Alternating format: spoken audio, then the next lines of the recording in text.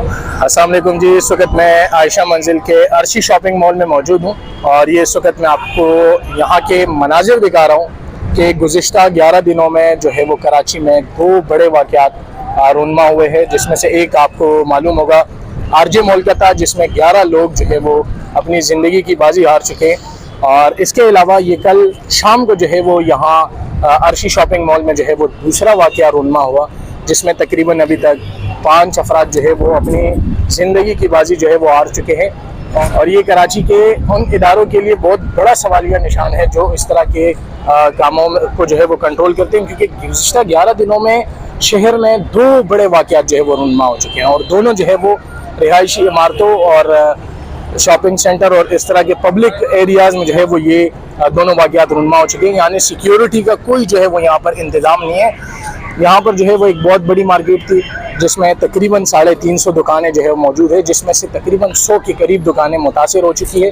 मैं आपको सामने दिखा रहा हूँ कि इस वक्त यहाँ पर कुछ भी जो है वो नहीं बचा। देखिए, करोड़ों का नुकसान तो एक तरफ वो तो हो चुका है, लेकिन उसके अलावा जो इंसानी कीमती जानें जो ज़ाया हो चुकी है उसका खमियाजा जो है वो कौन भरेगा। तो ये उन इदारों के लिए एक बड़ा सवालिया निशान है और एक सोचने वाली बात है कि इस तरह के वाक़यात इतने कम दिनों में कैसे रूनमा हो रहे हैं। उस दिन जब आरजे मॉल में वाक़या पेश आया तो उसके बाद जो है वो कमिश्नर कराची और उस तरह के बड़े वज़रा ने जो है वो ऐलानात किए कि अब कमेटियाँ बनेगी और ये होगा वो होगा, लेकिन उसके बावजूद 2 हफ्ते बाद जो है वो दोबारा इतना बड़ा वाक़या पेश आया। ये देखिए आप, ऊपर रिहायशी इमारतें हैं और नीचे जो है वो ये पब्लिक प्लेस थी, मतलब यहाँ पर लोग आते थे, शहरी आते थे, अपने लिए ख़रीदारी करते थे।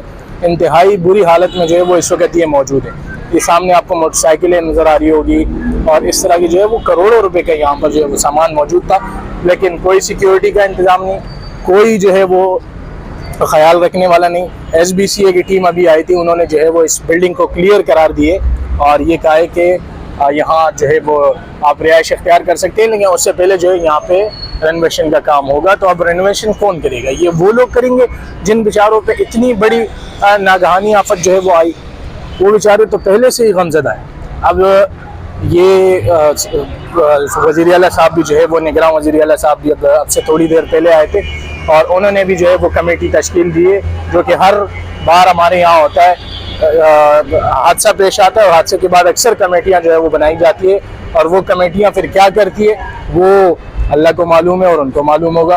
क्योंकि उसके बाद से जो है वो हमने तो कोई भी इस तरह का वर्क नहीं देखा कि चलो कमेटी ने ये काम किया है और उसके बाद से जो है वो वाक़या पे आरजे मॉल में कुछ दिन पहले जो है वो वाक़या पेश आया। 11 कीमती जानें जो है वो उसमें चली गई और उसके ठीक 1 हफ्ते 2 हफ्ते बाद जो है वो दोबारा से अर्शी शॉपिंग मॉल में इतना बड़ा और इतनी जो है वो नागहानी वाक़या जो है वो पेश आया, जिसमें 5 कीमती जानें गई और उसके साथ साथ लाखों करोड़ों रुपए का जो है वो आवाम का नुकसान हुआ। तो इसका ज़िम्मेदार कौन होगा?